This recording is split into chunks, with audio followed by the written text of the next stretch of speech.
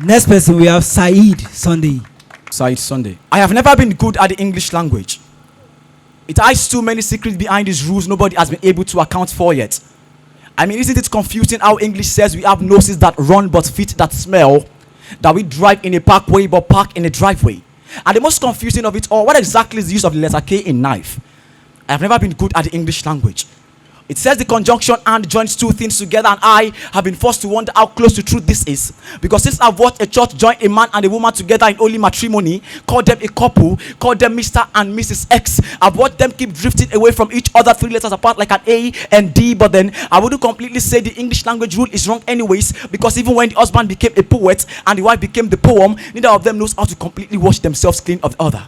So the husband, being the poet, keeps punching a line into the face of his wife, but there's no audience to snap or clap, and the wife, being the poem, has grown enough to know no matter how heavy a punchline can be, it can never kill you, you can never die from it. So she takes it and takes it until she becomes a masterpiece, with bruises all over her face to show for it. Sorry, I mean rhymes. With scars all over her body to show for it. Sorry, I mean what place? I mean what place? What the hell is wrong with me anyways? But isn't it fascinating that they are still together though, joined by something as little as a conjunction, as if to take the for better or for worse in the marriage vow a little more seriously. But scratch that. Can we still call it love if the only thing joining us together is in the name we share? So you see, that old rule is the capital of Gomorrah, so do not wonder why it is so dumb. But well, I've never been good at the English language anyways. But if there's one rule I totally understand, it is the rule of question tags. How positive questions attract positive responses in the same way negatives attract negatives.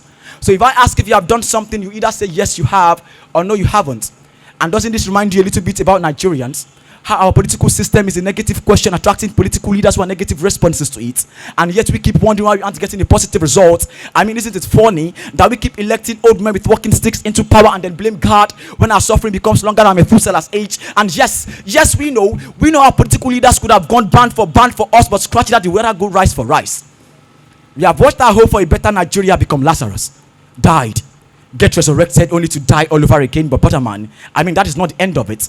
We still have to talk about how the prices of items in this country are floated so high even Dana Airline cannot compete with it. You see, sometimes I love to imagine this country as a group of people with high issues.